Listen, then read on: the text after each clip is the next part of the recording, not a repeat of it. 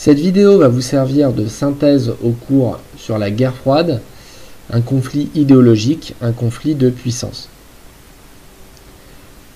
La guerre froide est donc tout d'abord un conflit idéologique, puisqu'elle oppose deux systèmes qui sont antagonistes.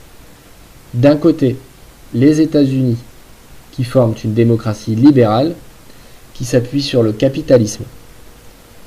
De l'autre, l'URSS, qui est un système communiste, qui s'appuie sur la collectivisation.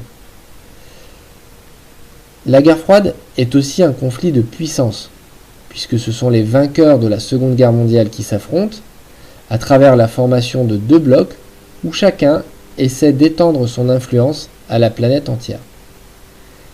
Pendant une cinquantaine d'années, chacune des deux grandes puissances va avoir la prétention que son modèle idéologique est universel et va donc chercher à exporter son modèle partout dans le monde.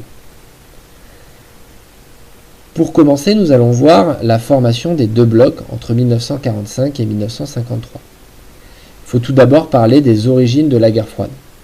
Ces origines de la guerre froide arrivent dès la fin de la guerre, puisque des désaccords apparaissent entre les Américains et les Soviétiques au sujet de l'avenir politique et économique de l'Europe, et notamment de l'Allemagne. Parallèlement, les élections libres en Europe de l'Est sont truquées et amènent des communistes au pouvoir.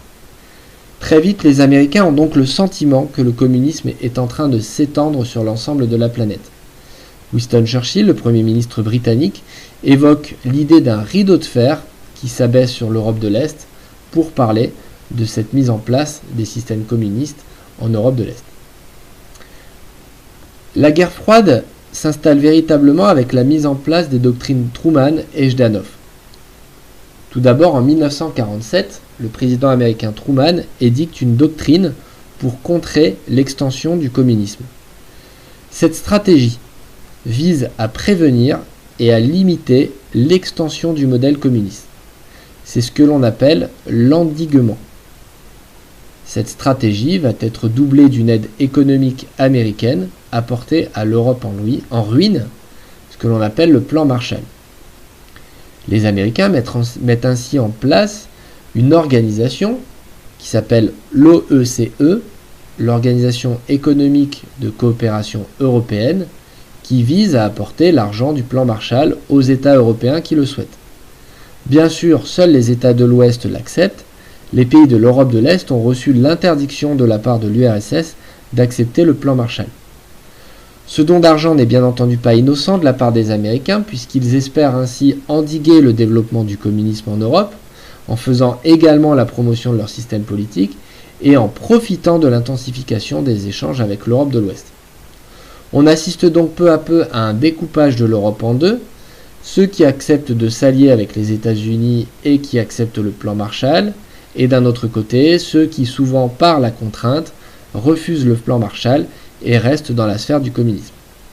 En 1949, la création d'une alliance militaire entre l'Europe de l'Ouest et les États-Unis, l'OTAN, l'organisation du traité de l'Atlantique Nord, vient consolider la mise en place de ce bloc de l'Ouest.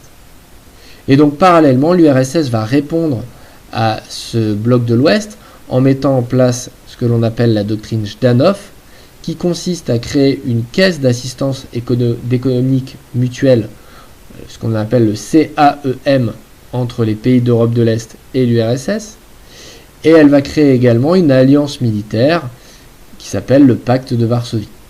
Donc peu à peu, on assiste à la mise en place d'un monde bipolaire.